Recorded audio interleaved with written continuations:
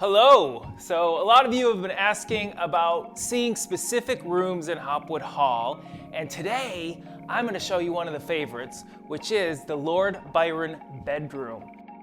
But before I do that, please like, share, and subscribe, and click the bell to be alerted about our brand new content. Over 200 years ago, in September 1811, an aspiring poet came to Hopwood Hall for an extended stay.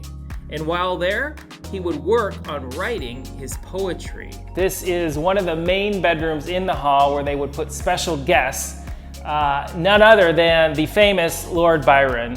He became one of the most famous poets in the 1800s, and his poem, Childe Harold's Pilgrimage, is what skyrocketed his career.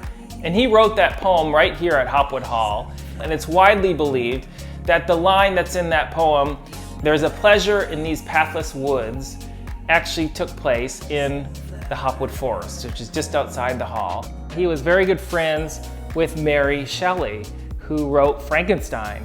So you can't help but think that there's some Frankenstein vibes in this room and in this house. You can see these grooves here and here. This was where the Lord Byron bed would sit. Although he was kind of a womanizer, so I'm not sure how much he actually slept.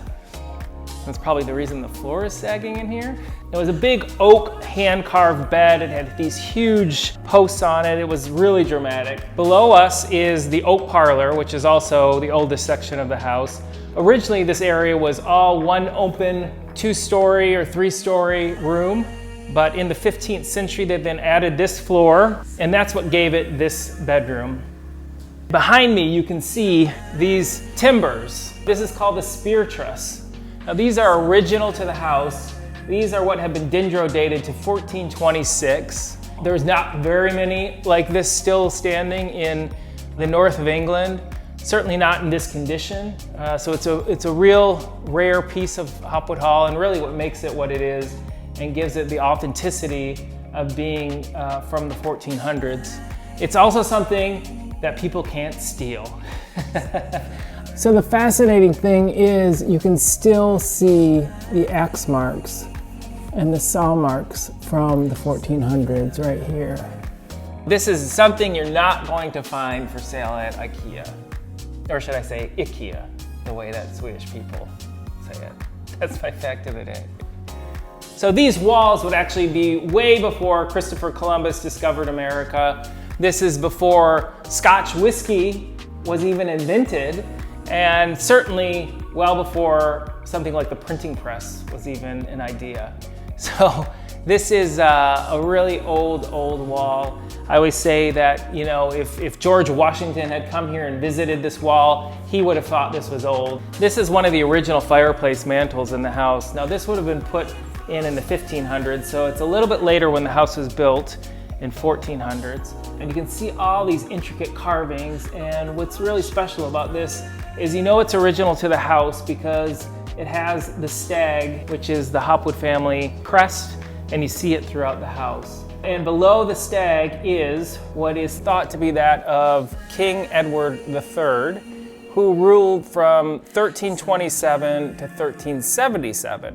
So at the time, he had one of the longest reigns in history. And this is just before this room was actually constructed in the 1420s. So this was a real tribute to him. And then over here next to the fireplace is this beautiful wood paneling. But if you look closer, this piece comes out and you realize it's not just paneling, but this is a door with a keyhole and a peephole. And this very well could have been maybe a priest hole. It was certainly a secret hiding place. It could have been for any number of things, or it could have just been built for the protection that if they ever needed a hiding place, that was here. Remember, this room would have been built sometime just after all the religious persecution.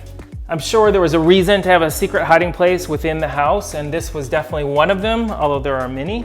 But this is something we need to find the key for and see what's in there.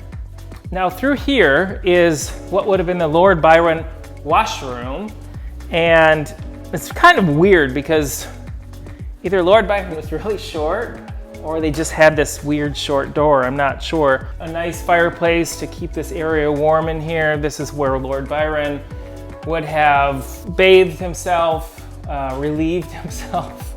There would have not been a toilet here, but there would have been some sort of pot, a couple pots actually. There would have been a pot that the servants would have come through that door and put fresh water in here, fresh warm water that had been boiled down in the kitchens. So when he returned from a long walk in the woods, thinking about how he was going to write Childe Harold's Pilgrimage, he might have come in here and there would have already been warm water in here that the servants had put for him. He could have washed his face and washed up, used the pot to relieve himself. He might have come over here by this fireplace and warmed himself and just relaxed in this room, maybe changed his clothes before he went back into the bedroom and relaxed for the evening, maybe had a glass of wine, maybe entertained some of the ladies, wrote some poetry, you know, Lord Byron kind of things. This is one of my favorite carvings because this lion's head is so old that we believe that it was carved before the woodworker had actually seen what a lion looked like. So if you look closely, you can see that it has weird eyes and a weird mouth and face, and it just doesn't really look much like a lion. It looks very different than what a lion truly looks like. But if somebody else had seen one and described it to you, and you were the woodworker, you probably would have come up with something like this, with a big square head, small eyes, and a big mouth. This room has so many secrets and so many stories in it, to think of Lord Byron sleeping there, to the carpenters erecting this in the 1400s, to people carving these wood panels in the 1500s, to this fireplace carving in the 1500s. It's centuries and centuries of history, stories, secrets, intrigue, affairs, romances, murders could have all happened in this room.